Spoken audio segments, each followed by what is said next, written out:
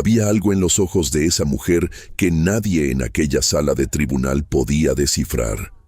Algo frío, calculado, absolutamente tranquilo. Mientras los abogados de la familia Villanueva gritaban cifras y argumentos con esa seguridad de quien nunca ha perdido un caso porque nunca ha necesitado ganarlo de verdad, mientras su ex-suegra golpeaba la mesa con la palma de la mano y su exmarido sonreía con esa sonrisa que alguna vez ella creyó amar y que ahora reconocía como lo que siempre había sido. Valentina Cruz simplemente los miraba, sin moverse, sin parpadear, como si ya supiera exactamente cómo terminaría todo esto, y lo sabía, porque llevaba meses preparándolo. ¿Desde dónde nos estás viendo en este momento y qué hora es ahí donde estás? Porque lo que estás a punto de escuchar no es solo la historia de una mujer que fue humillada durante el peor momento de su vida. Es la historia de lo que sucede cuando la gente equivocada subestima a la persona correcta. Y te advierto desde ahora, cuando llegues al final de esta historia, vas a querer contársela a alguien. Vas a querer que alguien que conoces la escuche también. Empecemos desde el principio, desde el día en que todo pareció derrumbarse. Valentina Cruz tenía 32 años cuando firmó los papeles del divorcio. 7 años de matrimonio. Una hija de 5 años llamada Sofía, que tenía los ojos de su madre y la terquedad de ambos padres en proporciones iguales. Una vida construida ladrillo por ladrillo con sus propias manos, con sus propios años y su propio silencio. Todo reducido en ese momento a una firma sobre papel frío en una oficina que olía a café rancio y a decisiones irreversibles. Pero lo que más dolía, lo que le apretaba el pecho como una mano invisible, no era el divorcio en sí. Era la forma en que la familia de su exmarido, los Villanueva, habían elegido destruirla en el proceso. La forma en que lo habían planeado. La meticulosidad con que habían construido un caso para dejarla sin nada o con tan poco que diera vergüenza mencionarlo. Los Villanueva eran ricos. No el tipo de ricos que uno ve en los barrios residenciales con sus casas bien pintadas y sus autos nuevos y sus vacaciones anuales en lugares que suenan bien en conversación. Eran el tipo de ricos que tienen abogados con apellidos conocidos, que llaman a jueces por su nombre de pila en los cócteles del club social, que pueden hacer que una historia cambie dependiendo de quién la cuente y cuánto dinero haya sobre la mesa. Rodrigo Villanueva, su exmarido, era el hijo menor de don Ernesto Villanueva, dueño de una cadena de constructoras que había transformado la fisonomía de la ciudad durante los últimos 30 años. Edificios que llevaban el apellido Villanueva, grabado en placas de metal. Plazas que habían sido inauguradas con el alcalde dándole la mano a don Ernesto frente a las cámaras.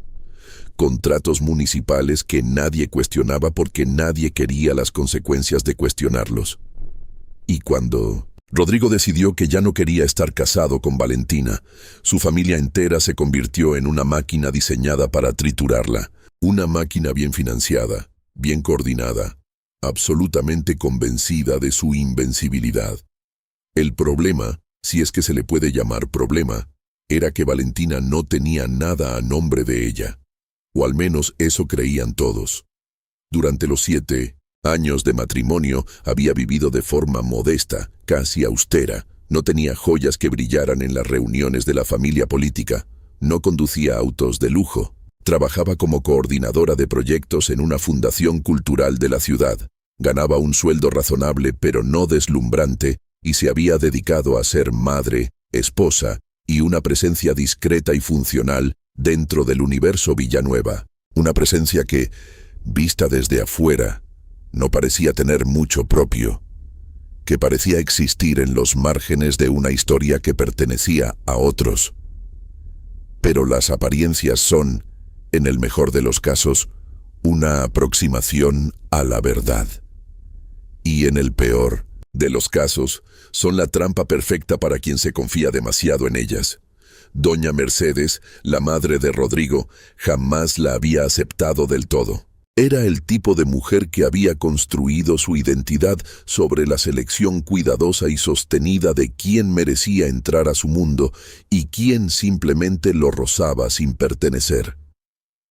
Una mujer que había llegado a los 70 años con la convicción de que su juicio sobre las personas era infalible, porque hasta ahora nadie se lo había demostrado de otra manera. Desde la primera vez que Rodrigo llevó a Valentina a la mansión familiar para presentarla, doña Mercedes la había mirado como quien mira una mancha sobre un mantel blanco en una mesa donde todo lo demás es perfecto. Con ese tipo de desprecio tan perfectamente ejecutado que no necesita palabras porque viaja con una eficiencia devastadora en los silencios correctamente colocados, en las cejas levantadas 1 milímetro en el momento preciso, en las sonrisas que llegan exactamente hasta donde deciden llegar y no 1 centímetro más. Era un arte, en cierta forma, un arte que se había refinado durante décadas de ejercicio continuo. Valentina lo había notado desde el primer momento, con esa sensibilidad suya para captar lo que no se dice y leer los mensajes que viajan entre las palabras. Pero había elegido no reaccionar. No porque no le importara, sino porque entendía, con una claridad que sorprendía para sus entonces 25 años, que reaccionar era exactamente lo que esa dinámica necesitaba para reproducirse. Y Valentina no tenía ninguna intención de darle a nadie lo que necesitaba para herirla. Durante el matrimonio había soportado comentarios sobre su forma de vestir, siempre formulados como sugerencias amistosas, pero construidos con la precisión de un bisturí. Sobre su familia, que era de provincia, mencionada siempre con esa inflexión que convertía la geografía en jerarquía. Sobre el hecho de que no tenía título universitario de una institución reconocida por los estándares de los Villanueva, sino de una universidad regional que doña Mercedes siempre mencionaba con una sonrisita apenas perceptible, como si la sola mención de ese nombre fuera en sí misma el argumento completo. Había soportado que en las reuniones familiares la sentaran al final de la mesa, lejos de las conversaciones que importaban, junto a los niños pequeños y los parientes lejanos que tampoco terminaban de encajar en el núcleo duro de la familia. Había soportado que Rodrigo, en lugar de defenderla, sonriera con esa sonrisa suya de hombre que prefiere la comodidad a la justicia, y cambiara el tema con la habilidad de alguien que ha practicado esa maniobra durante toda su vida. 7 años de eso. 7 años construyendo una sonrisa de domingo para una familia que nunca la consideró de los suyos. 7 años aprendiendo a no necesitar el reconocimiento de personas que no merecían la energía que costaría buscarlo. Y cuando Rodrigo finalmente le dijo que quería el divorcio, no lo dijo de la manera en que se supone que deben decirse las cosas importantes entre dos personas que alguna vez se amaron. No fue una conversación larga y dolorosa y honesta. Fue una reunión. Don Ernesto convocó una reunión familiar como si fuera una junta de negocios con agenda y minutas y resultados esperados. Había café sobre la mesa de la biblioteca. Había abogados con maletines de cuero sentados en los sillones que más costaban. Había documentos preparados y firmados por personas que Valentina nunca había visto en su vida. Y había una oferta que, según don Ernesto, pronunciando cada palabra con la cadencia de quien está acostumbrado a que sus palabras sean la última, era más que generosa.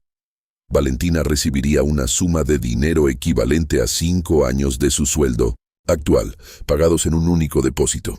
Se quedaría con el auto compacto que usaba cotidianamente para llevar a Sofía al colegio. Y la custodia de Sofía, su hija, su niña de 5 años, que esa tarde estaba en casa de la niñera dibujando sin saber lo que estaba pasando, sería compartida, con la pequeña pasando la mayor parte del tiempo con los Villanueva porque, según los argumentos que los abogados ya habían preparado y ensayado, Valentina no tenía la estabilidad económica necesaria para garantizar el bienestar de la niña. No podía darle a Sofía el entorno que se merecía. No podía ofrecerle el futuro que una Villanueva merecía. Y aquí estaba la palabra que más le costó escuchar. Una Villanueva. Como si Sofía fuera de ellos. Como si los 5 años de crianza, las noches en vela, las canciones de cuna, los libros leídos en voz alta, las rodillas curadas, los miedos consolados, como si todo eso no contara porque no tenía precio en ningún documento legal.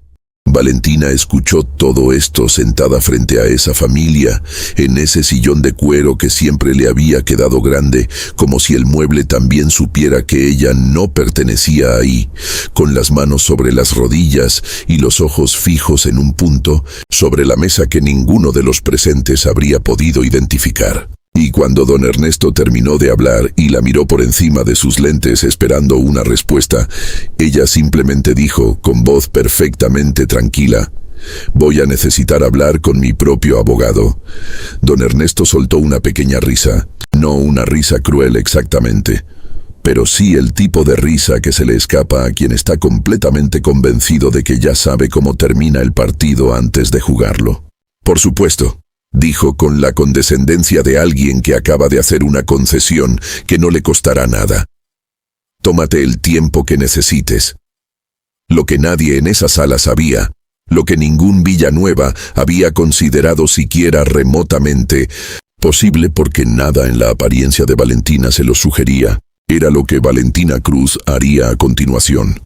3 días después de esa reunión, con la oferta de los Villanueva todavía sobre la mesa y los plazos corriendo con la impaciencia de quienes están seguros de que el tiempo trabaja para ellos, Valentina Cruz tomó su teléfono y marcó un número que había tenido guardado en su agenda durante casi 8 años. Un número que rara vez marcaba porque la relación era complicada, porque la historia era larga, porque algunas distancias se vuelven tan familiares que ya no duelen, simplemente acompañan como una presencia constante en el fondo de la vida.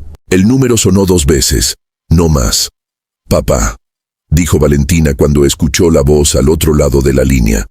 «Necesito ayuda». Aquí es donde la historia da su primer giro. Y es un giro que los Villanueva nunca vieron venir, no porque fuera imposible de ver, sino porque nunca se tomaron la molestia de mirar en esa dirección. El padre de Valentina se llamaba Aurelio Cruz, y Aurelio Cruz no era, como los Villanueva habían asumido durante 7 largos años, sin jamás preguntarse si su suposición era correcta, un simple hombre de provincia con un negocio pequeño y una historia sin mayor relevancia. Aurelio Cruz era el fundador y director de un grupo empresarial que operaba en 6 países de América Latina, con inversiones estratégicas en tecnología, agroindustria y lo que resultaría más directamente relevante en los próximos meses, en bienes raíces y desarrollo urbano. El mismo sector en el que los Villanueva habían construido su reputación y su poder, el mismo territorio que consideraban propio. La razón por la que nadie sabía esto, la razón por la que Valentina había vivido su vida con esa discreción, que la familia política interpretaba como carencia y que era en realidad una decisión deliberada y sostenida, era una historia en sí misma que merece contarse porque sin ella nada del resto tiene su peso completo. Valentina había crecido en 1900, la casa de su abuela materna, en una ciudad pequeña de provincia rodeada de montañas y de esa especie de tiempo más lento que tienen los lugares alejados del centro de todo, mientras su padre construía su empresa desde cero en otra ciudad, en otro país a veces, trabajando 18 horas diarias con la determinación feroz de quien no tiene red de seguridad y sabe que la única diferencia entre caer y seguir adelante es no detenerse nunca. La relación entre Aurelio y la madre de Valentina había sido breve, intensa y malamente resuelta, con el tipo de final que deja heridas que no se cierran rápido y que nadie supo manejar bien en el momento en que más importaba. Aurelio, joven y ambicioso y terriblemente equivocado en sus prioridades de ese entonces, había estado ausente durante los años que más importan, los años en que los niños se forman y aprenden qué significa que alguien esté ahí, y después, qué significa que no esté. Valentina aprendió las dos cosas. Cuando Valentina tenía 12 años, Aurelio Cruz era ya un hombre rico. Cuando tenía 16, era un hombre muy rico, con el tipo de riqueza que se construye lentamente, y luego, de repente. Y cuando cumplió 18, su padre apareció en la puerta de la casa de su abuela con un ramo de flores que nadie le había pedido, y una culpa que no cabía en ningún ramo, y que no tenía forma de caber tampoco en ninguna conversación de reconciliación estándar. La relación que construyeron a partir de ahí fue discreta, a veces distante, marcada por las cicatrices inevitables de todo lo que no había ocurrido cuando debía. Pero era real, con la solidez de las cosas que se construyen despacio, sin prisa, sin la presión de tener que ser perfectas. Aurelio respetaba que su hija no quisiera exhibir su apellido, ni su fortuna, ni el nombre de su padre en ningún contexto. Valentina había elegido vivir de su propio trabajo, con su propio nombre de soltera que era también el apellido de su madre y de su abuela, en su propia versión de la vida que nadie le había regalado. Era su forma de demostrar, quizás más, para sí misma que para ningún público externo, que podía pararse sobre sus propios pies y que el suelo no cedía. Y Aurelio, que entendía perfectamente ese tipo de orgullo, porque él mismo lo había tenido en su versión más pura cuando era joven y no tenía nada, la respetó en eso sin preguntar ni presionar, hasta ahora. Hasta que los Villanueva habían tocado algo que Aurelio Cruz no estaba dispuesto a dejar pasar. Cuando Valentina le explicó la situación, Aurelio escuchó en silencio. No interrumpió con preguntas. No ofreció soluciones apresuradas. No hizo el tipo de comentario irritante que hacen los padres cuando sienten que deberían haber protegido a sus hijos antes. Simplemente escuchó, con esa calidad de atención que tienen las personas que han aprendido a escuchar como habilidad tardía, y que por eso lo hacen con una concentración que los que siempre lo hicieron bien nunca necesitaron desarrollar tan conscientemente. Y cuando Valentina terminó, hubo una pausa breve, densa, cargada de algo que al otro lado del teléfono sonaba peligrosamente parecido a una furia muy bien controlada. ¿Quieren quitarte a tu hija?, dijo finalmente. La voz era tranquila. Demasiado tranquila. Del tipo de tranquilidad que no es calma sino la superficie perfectamente lisa de algo que se mueve muy rápido por debajo. Dicen que no tengo estabilidad económica para criarla bien. Otra pausa. Más corta esta vez. Bien, dijo Aurelio, entonces démosle a su abogado algo que estudiar durante mucho tiempo. Y mientras estudia, que estudie también quién es mi hija. Fue la primera vez en toda esa conversación que Valentina sintió que algo en su pecho se aflojaba levemente. No porque necesitara la validación de su padre para saber quién era, sino porque hay algo particular en escuchar que alguien que te conoce nombra claramente lo que eres, sin rodeos, sin la suavización que a veces suena a duda. Su padre sabía quién era ella, y eso, viniendo de él, con todo lo que había habido entre los dos, significaba algo. Lo que sucedió en las semanas siguientes fue, desde cualquier perspectiva externa, absolutamente invisible. Valentina siguió yendo a trabajar a la fundación con la misma puntualidad de siempre. Siguió recogiendo a Sofía del colegio a la misma hora de siempre, escuchando los relatos de lo que había pasado en el recreo con esa atención total que Sofía exigía y merecía. Siguió sonriendo a los vecinos en el ascensor y respondiendo los mensajes de sus amigas con la normalidad de quien no tiene nada escondido. Pero por debajo de esa superficie perfectamente tranquila, algo se estaba moviendo con la precisión y la velocidad de una corriente profunda que solo se ve cuando ya te ha llevado. Aurelio Cruz contrató al despacho jurídico más formidable del país para representar a su hija. No el tipo de abogado que trabaja en oficinas pequeñas, con muebles adquiridos en liquidación y honorarios que caben en el presupuesto de una persona común. El tipo de abogado que tiene un equipo de 10 Personas especializadas en distintas áreas del derecho, que ha ganado casos que la prensa describió como imposibles antes de que se ganaran, que conoce cada grieta de la ley como un arquitecto conoce los planos de su propio edificio y sabe exactamente cuáles sirven para construir y cuáles sirven para demoler. El abogado principal se llamaba Dr. Herrera. Era un hombre de 60 años con el pelo completamente blanco, cortado con la precisión de quien respeta los detalles porque sabe que los detalles son donde viven las victorias y las derrotas. Tenía unos ojos grises de esa tonalidad particular que parecen estar leyendo algo que nadie más puede ver, algo que está detrás de las palabras o entre las líneas o en el espacio entre lo que se dice y lo que realmente se significa. Cuando Valentina se sentó frente a él por primera vez en la reunión inicial, él la estudió durante un largo momento antes de hablar, con la calma de quien no siente la presión de llenar los silencios. «Señorita Cruz», dijo finalmente, juntando las manos sobre el escritorio con la naturalidad de un ritual. «Su padre me ha explicado la situación en términos generales, pero antes de comenzar con cualquier estrategia, necesito preguntarle algo directamente. ¿Qué quiere usted obtener de este proceso? ¿Quiere simplemente defenderse de las pretensiones de la otra parte o quiere ganar?» Valentina lo miró directamente, sin apartar los ojos. «Quiero que sepan», dijo con la misma voz tranquila que había usado en la reunión de la biblioteca con los Villanueva, exactamente quién soy. Nada más que eso, pero completamente eso. El doctor Herrera la miró un momento más, y entonces sonrió.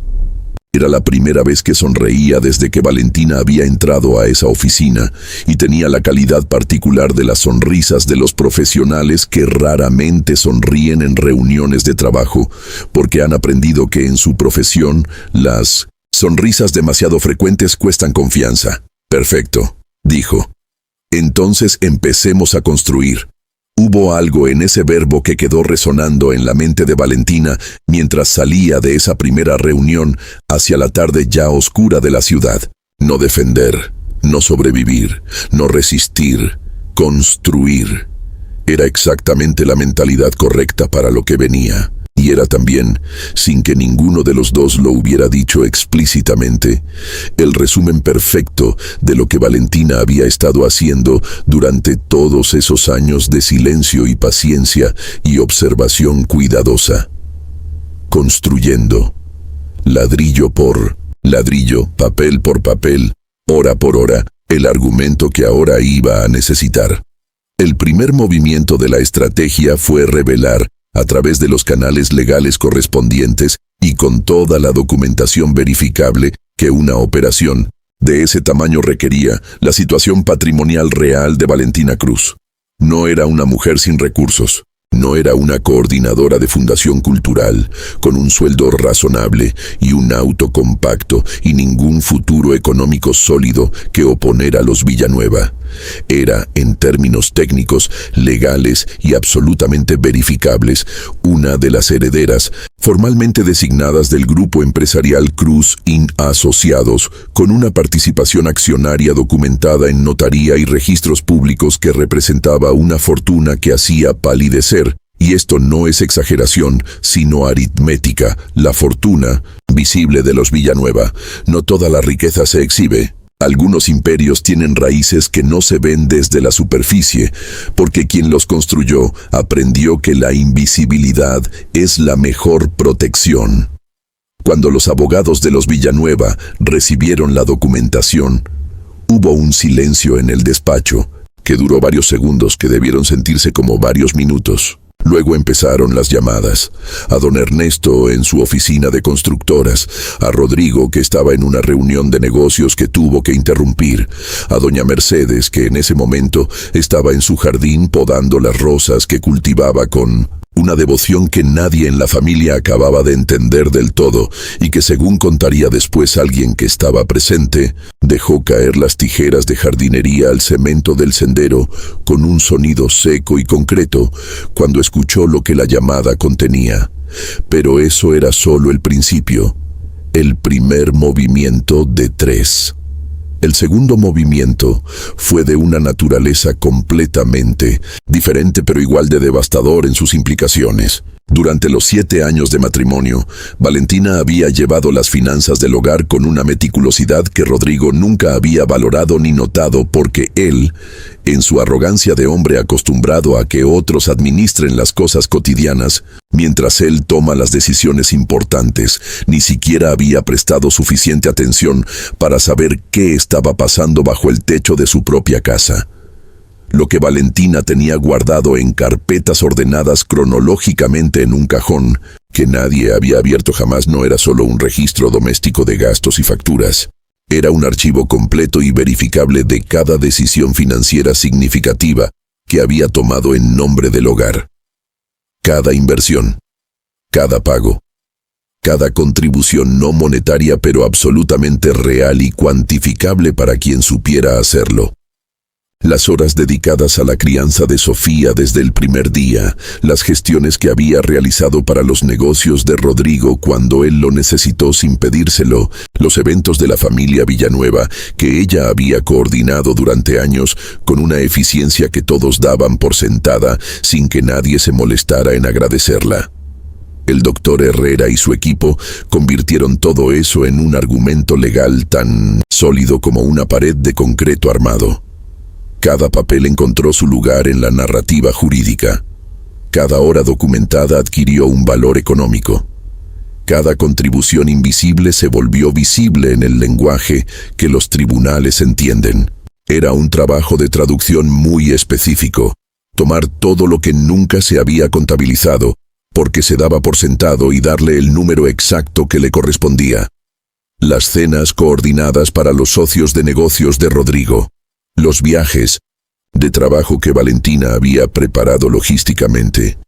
Las reuniones de la junta directiva de constructoras a las que Rodrigo había llegado puntual y con todos los materiales en orden porque Valentina los había preparado la noche anterior. Nada de eso aparecía en ningún documento oficial, en ninguna nómina, en ningún reconocimiento formal, pero cada una de esas contribuciones había existido, y ahora existían también en el expediente judicial, con sus horas calculadas y su valor asignado por el equipo de expertos que el doctor Herrera había convocado para esa tarea específica.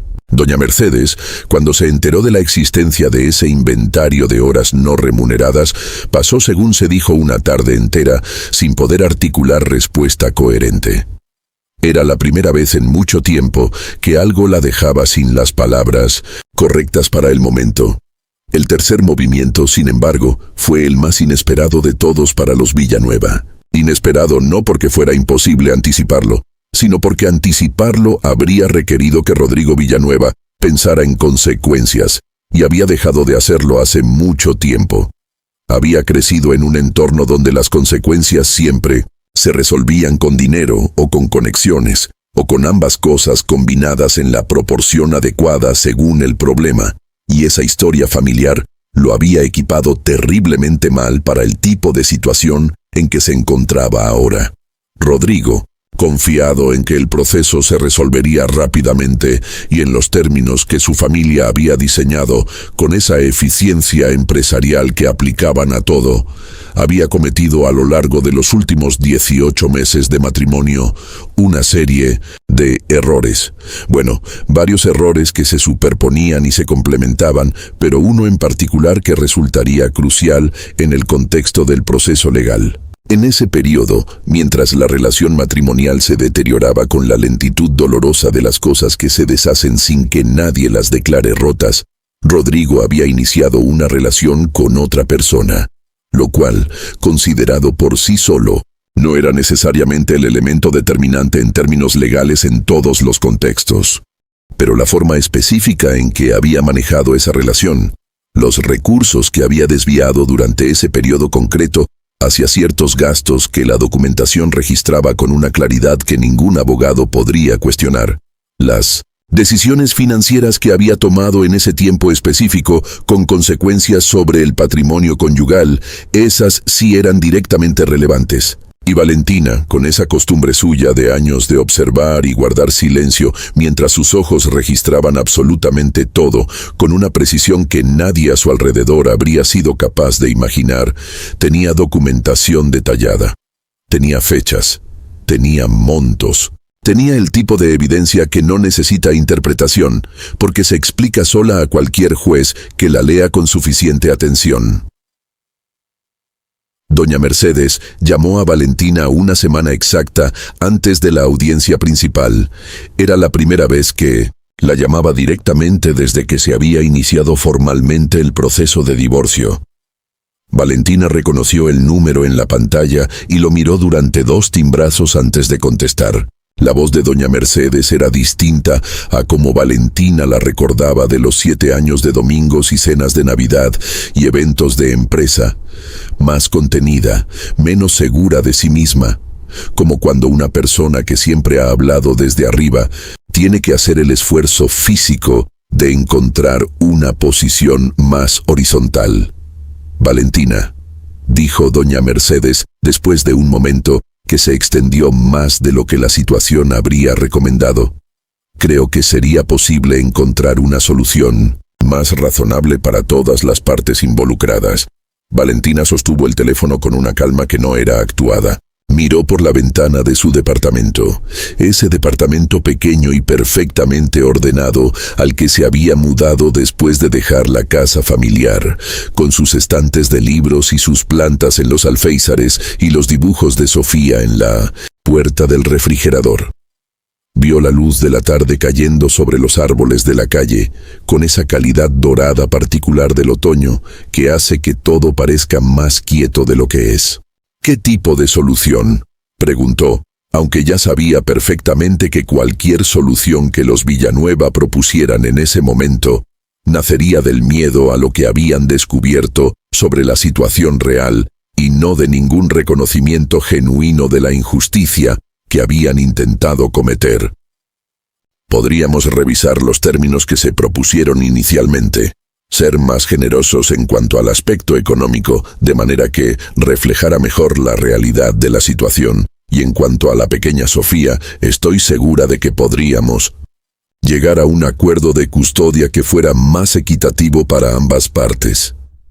Valentina escuchó eso y pensó, en el espacio silencioso entre una oración y la siguiente, en todas las veces que doña Mercedes la había mirado con ese desprecio, tan perfectamente calibrado que funcionaba como un arte. Pensó en la reunión en la biblioteca con los abogados y el café, y la oferta que se suponía era generosa como una concesión de alguien que no necesitaba hacer concesiones. Pensó en Sofía, en sus 5 años y en su forma de decir las cosas, con una directitud que los adultos pierden con el tiempo, y en lo que su hija merecía ver en su madre, una mujer que no se dobla ante quien no la merece. Señora Mercedes, dijo finalmente, con la misma voz tranquila de siempre. Con todo el respeto que le corresponde, ese momento ya pasó. El silencio que siguió a esas palabras fue largo y revelador de todo lo que no se podía decir ya en esta conversación. Luego, la llamada terminó, sin despedidas elaboradas. La audiencia se celebró un martes de octubre, con el cielo de la ciudad cubierto por esas nubes bajas y densas de otoño que hacen que la luz sea gris y uniforme y que todo parezca más serio de lo necesario, como si el clima entendiera el peso de lo que ocurre debajo de él. Valentina llegó con el doctor Herrera y su equipo, que ocupaban el corredor del tribunal con esa presencia específica de quienes saben exactamente qué van a hacer y tienen todo lo necesario para hacerlo. Se había vestido con sencillez, como siempre. Un traje oscuro de corte limpio, el pelo recogido con la naturalidad de quien no dedica tiempo extra a ser vista, sin joyas que llamaran la atención. No necesitaba demostrar nada con la apariencia. Lo que tenía para demostrar estaba en los documentos que el equipo del doctor Herrera llevaría esa mañana ante el juez. Los Villanueva llegaron con su habitual despliegue de seguridad y confianza de familia acostumbrada a ocupar espacio. Rodrigo, con su traje gris marengo que Valentina había visto en cada ocasión importante de los últimos años, ese traje que se había convertido en su armadura de los momentos que requerían autoridad. Don Ernesto, con esa postura de hombre, acostumbrado a que las salas le pertenezcan solo con entrar en ellas, con el peso de sus 70 años, llevado de una manera que sugería que nunca había dudado de nada. Y doña Mercedes, con los labios apretados en esa línea que Valentina conocía bien, la que significaba que estaba tratando de contener algo demasiado grande para ese espacio con la sola fuerza de su compostura. Lo que ninguno de ellos esperaba era lo que ocurriría cuando el juez comenzara a revisar los documentos presentados por la representación de Valentina. El proceso tomó tiempo. Las audiencias no son películas. No tienen el ritmo comprimido de las escenas, donde todo se revela, de golpe con música dramática de fondo. Son horas largas con recesos de café que nadie disfruta, con argumentos técnicos sobre normativas que la mayoría de las personas en la sala no entenderían en su totalidad, con momentos de tensión que se alargan más de lo que nadie aguanta, cómodamente seguidos de momentos de tedio burocrático que los hacen olvidar que todo esto importa enormemente. Pero hay instantes en esos procesos, puntos de inflexión que los que han estado en muchos de ellos reconocen de inmediato, en los que algo cambia en el aire de la sala, como cuando el juez levantó la mirada de los documentos que tenía ante él y la dirigió hacia el equipo de los Villanueva con una expresión específica, la de quien está procesando información que no cuadra con el caso que le presentaron inicialmente, y esa expresión contenía más información que cualquier declaración verbal habría podido contener en ese momento. Rodrigo, sentado al otro lado de la sala, evitó mirar hacia donde estaba Valentina durante la mayor parte de la audiencia. Tenía los ojos fijos en sus abogados, o en el juez, o en algún punto indeterminado de la pared que le permitiera no enfrentar lo que estaba pasando. Pero en un momento, solo en uno, sus ojos se cruzaron con los de ella a través del espacio de 1900, la sala. Y lo que encontró en esos ojos, según contaría después alguien que estaba presente, no era triunfo de la variedad que se celebra en voz alta. No era venganza de la clase que se exhibe, era algo mucho más desconcertante para alguien como Rodrigo, que había aprendido a leer las situaciones en términos de ganadores y perdedores. Era serenidad. La serenidad específica de quien ya no necesita nada de ti. Rodrigo fue el primero en apartar la mirada. El fallo del juez llegó 3 semanas después de la audiencia principal, en un sobre que el equipo del doctor Herrera recibió antes que nadie y que abrieron en la oficina con Valentina presente. El doctor Herrera lo leyó primero con esa expresión inescrutable suya, luego lo dejó sobre el escritorio y miró a Valentina. Como esperábamos, dijo simplemente. Valentina obtendría la custodia principal de Sofía, con régimen de visitas, para Rodrigo bajo los términos acordados. Los acuerdos económicos fueron revisados en su totalidad, reconociendo formalmente las contribuciones documentadas de Valentina durante los 7 años de matrimonio, tanto las monetarias como las que habían requerido cálculo y argumentación para traducirse al lenguaje del derecho. Las propiedades que el equipo legal había logrado probar que pertenecían al patrimonio conyugal fueron objeto de una división que, para usar el lenguaje más directo posible, no era lo que los Villanueva habían planeado cuando diseñaron esa reunión en la biblioteca con el café y los abogados y la oferta generosa. Pero lo que más importaba, lo que más duró, no estaba en los números del fallo ni en las propiedades ni en los acuerdos económicos. Lo que más importaba era lo que ese proceso había sacado a la luz sobre la naturaleza de los Villanueva como familia empresarial, sobre ciertas prácticas en algunos de sus negocios, sobre ciertas operaciones que habían aparecido durante el proceso de descubrimiento legal como consecuencia natural de la documentación presentada y que ahora existían en el registro judicial con toda la permanencia inapelable de las cosas que se escriben, donde no se pueden borrar. Don Ernesto tardó varios días en llamar a Rodrigo después del fallo. Cuando lo hizo, la conversación fue breve y sin el tono habitual de padre que guía a hijo a través de las dificultades. Rodrigo, que en toda su vida no había visto a su padre perder realmente el control de una situación que él hubiera diseñado, escuchó algo nuevo en esa voz. Una combinación específica de furia y algo que se parecía peligrosamente a una derrota que don Ernesto no tenía vocabulario para nombrar. Doña Mercedes dejó de asistir a las reuniones del club social durante un tiempo que se extendió más de lo que sus amigas esperaban. Algunas personas lo notaron y lo comentaron en voz baja, porque en esos círculos nadie dice nunca nada directamente.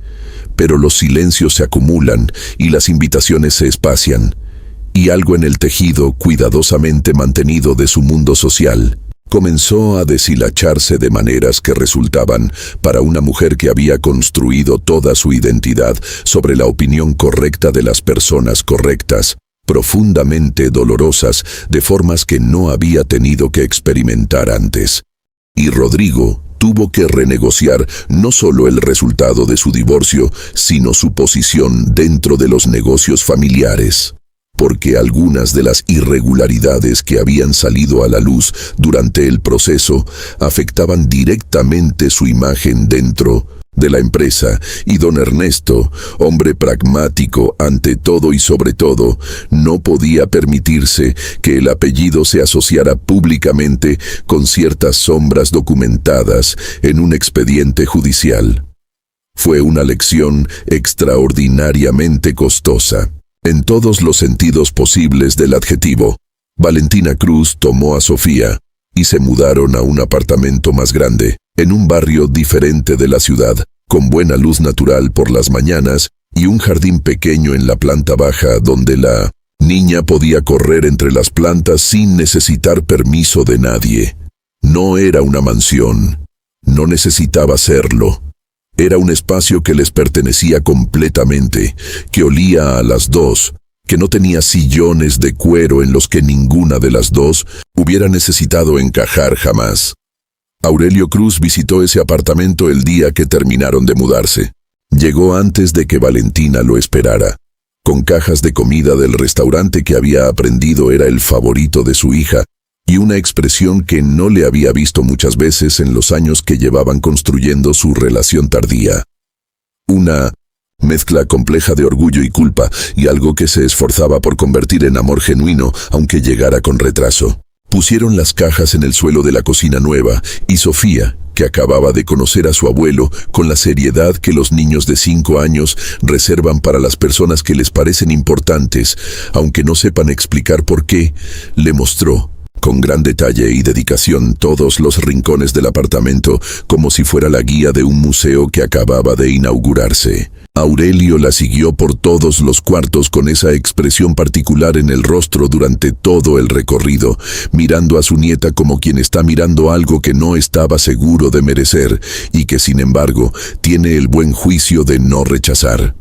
Después, cuando Sofía se quedó dormida en su cuarto nuevo con la tranquilidad de los niños que no dudan de que estarán bien cuando se despiertan, y la tarde se había convertido en noche afuera, y la ciudad hacía su ruido habitual de ciudad que no...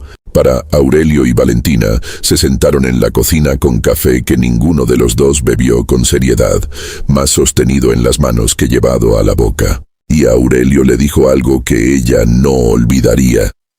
«Nunca debí dejarte sola tanto tiempo», dijo.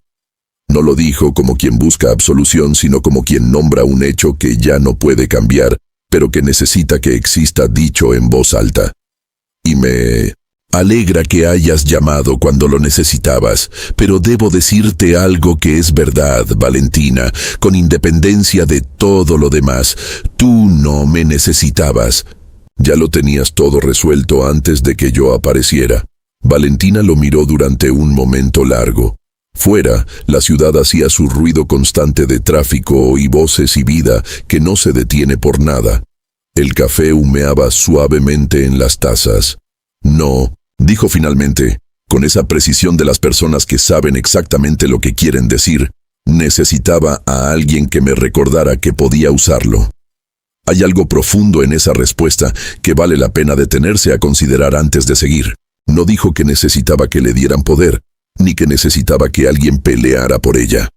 Dijo que necesitaba que alguien le recordara que el poder que ya tenía podía usarse. Esa distinción no es pequeña. Valentina no había ocultado su origen por vergüenza, ni por inseguridad, ni porque no supiera quién era su padre o qué implicaba. Lo había ocultado por principio propio, por la necesidad genuina de demostrar, primero para sí misma y después para quien quisiera verlo, que su vida tenía valor propio y no valor prestado, que no era quien era porque alguien poderoso la sostenía, sino porque ella misma se sostenía, y durante 7 años había llevado ese principio con tanta consistencia y con tanta determinación silenciosa que la gente a su alrededor, empezando por los Villanueva, simplemente asumió que era todo lo que parecía ser. Esa suposición fue el error más caro que los Villanueva cometieron en mucho tiempo.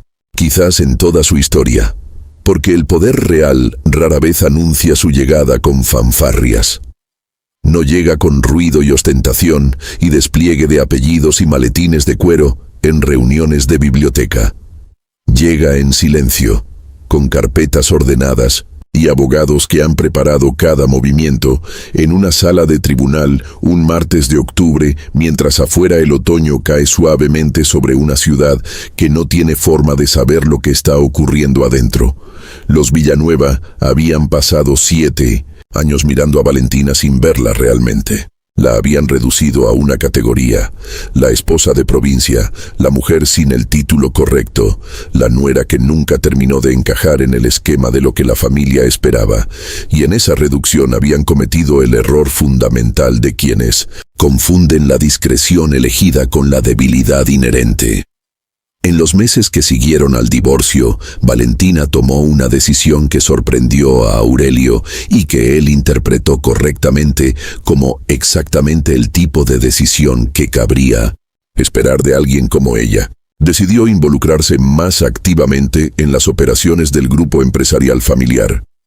No para construir un poder visible, ni para buscar ningún tipo de revancha empresarial contra los Villanueva, sino porque el proceso legal le había revelado algo sobre sí misma que necesitaba reconocer. Tenía capacidades que había estado subutilizando durante años. La capacidad de leer situaciones complejas con precisión clínica. La paciencia estratégica para esperar el momento correcto sin perder el hilo. La inteligencia para saber qué recursos tienes disponibles sin necesitar exhibirlos constantemente, como garantía de que existen. La Fundación Cultural donde Valentina había trabajado durante años recibió una donación que transformó sus posibilidades de acción y la convirtió en la institución cultural más relevante de la ciudad. Valentina pasó a dirigirla con los recursos necesarios para hacerlo bien, sin compromisos que comprometieran la integridad del trabajo, sin tener que pedir permiso para hacer lo que sabía que debía hacerse. Sofía creció en ese apartamento, con jardín entre 2 mundos que su madre supo balancear con una naturalidad que asombraba a quienes la observaban de cerca. Conocía a su abuelo Aurelio, que resultó ser un hombre más cálido y más atento en su vejez de lo que había sido capaz de ser en su juventud ocupada. Y conocía también a su padre, porque Valentina nunca convirtió a su hija en arma de ninguna batalla ni en moneda de ningún intercambio. Las visitas con Rodrigo ocurrían según lo estipulado en el acuerdo, y Valentina se aseguraba de que Sofía tuviera la mejor versión posible de esas visitas, aunque le costara esfuerzo en días que no tenía ese esfuerzo disponible de sobra, porque hay una diferencia entre ganar un proceso legal y perder la propia humanidad en el intento. Valentina había decidido desde el primer momento que ganaría sin dejar de ser quien era. No por nobleza abstracta de la variedad que suena bien en discursos, pero no resiste el contacto con la realidad, sino por algo más concreto y más urgente. Era el ejemplo que quería darle a su hija, la única lección que importaba más que cualquier otra. Rodrigo tardó tiempo en comprender completamente lo que había pasado. No fue un proceso lineal ni rápido. Hubo Hubo periodos en que quiso atribuir el resultado a la intervención de Aurelio Cruz, como si Valentina hubiera sido solo el instrumento en manos de su padre y no la arquitecta de su propia defensa. Era más cómodo pensarlo así.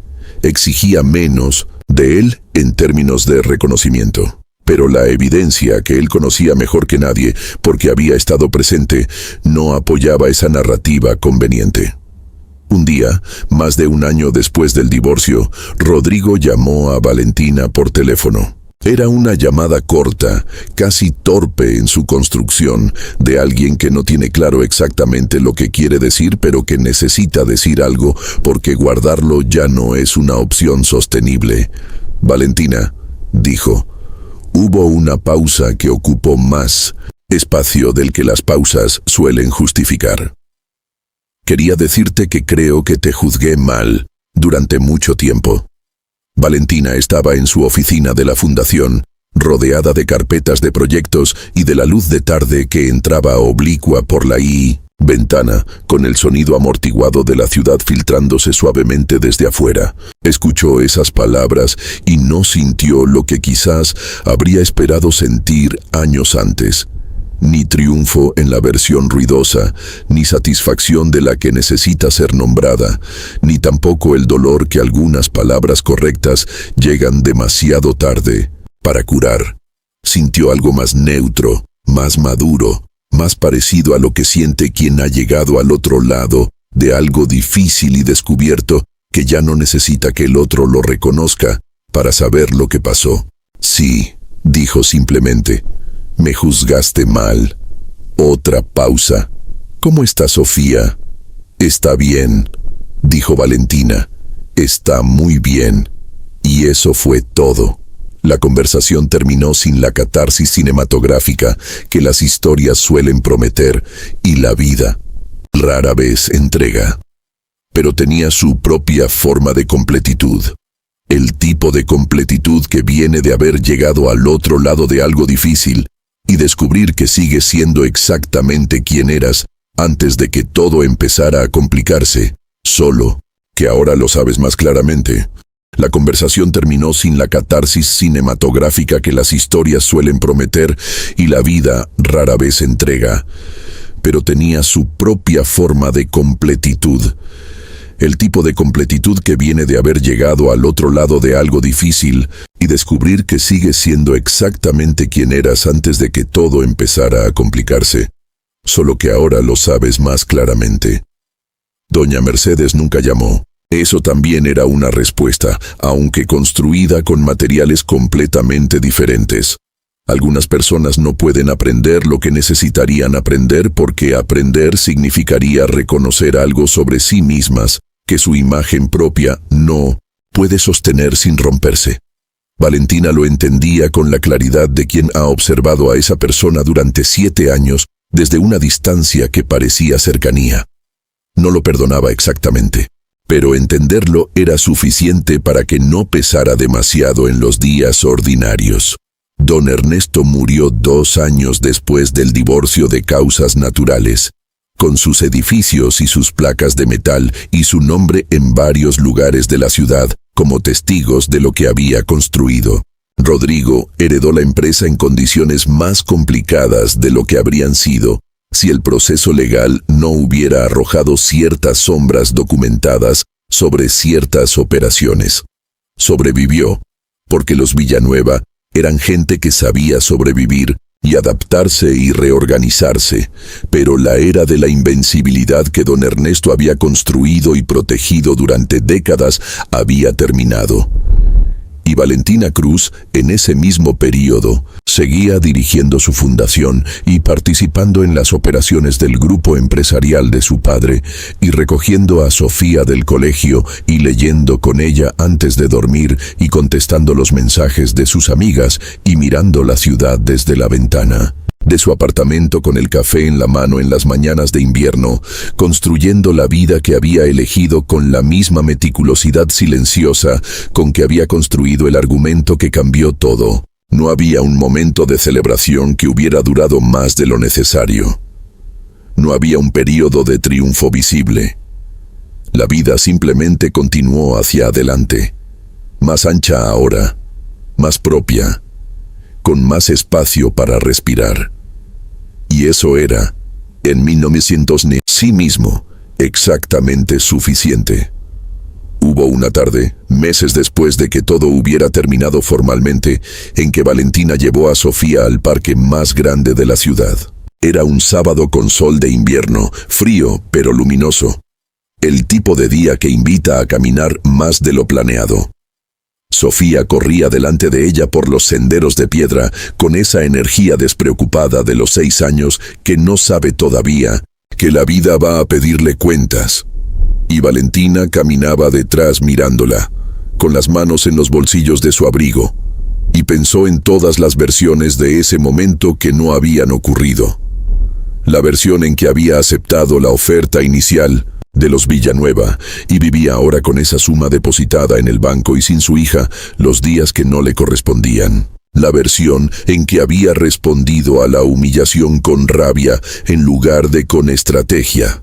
La versión en que se había doblado porque doblar parecía más fácil que sostenerse. Ninguna de esas versiones era la que estaba viviendo. Y eso, aunque sonara simple, era el resultado de cada decisión difícil que había tomado en el período más complicado de su vida adulta. Sofía se volvió a mirarla desde el sendero y le gritó algo sobre un perro que acababa de ver, y Valentina le respondió con una sonrisa y aceleró el paso para alcanzarla. Hay algo que esta historia nos dice sobre la naturaleza del poder verdadero, que vale la pena nombrar con claridad antes de terminar. Los Villanueva tenían el tipo de poder que se exhibe, visible, ruidoso, diseñado para que todos lo vean y lo reconozcan y lo teman como condición de su funcionamiento. Un poder que necesita ser visto para existir completamente. Y ese tipo de poder funciona de manera extraordinariamente efectiva en la mayoría de las situaciones, hasta que encuentra algo que no puede intimidar con la exhibición sola. Algo que ya sabe que existe sin necesitar que nadie se lo confirme. Nos dice algo sobre la paciencia como estrategia profunda. Hay momentos en la vida en que la mejor respuesta no es reaccionar en el instante, sino observar, registrar, esperar, preparar. No por cobardía ni por falta de capacidad de reacción, sino por la inteligencia de saber cuándo el tiempo trabaja a tu favor si sabes ser más paciente que el momento. Valentina llevó 7 años haciendo exactamente eso.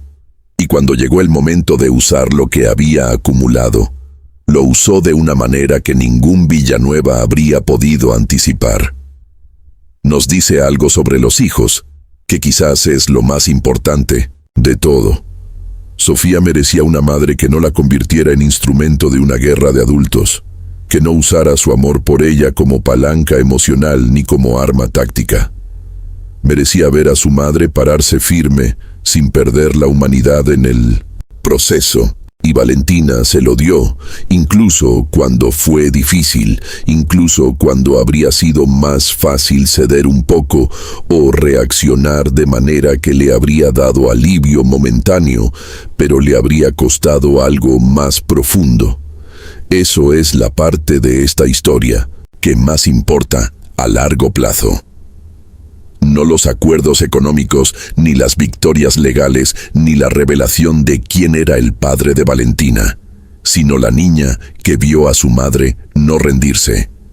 Y nos dice algo, finalmente, sobre los errores de cálculo que cometemos cuando reducimos a las personas a lo que parecen ser en la superficie, en lugar de preguntarnos seriamente quiénes son en realidad. Los Villanueva no vieron a Valentina.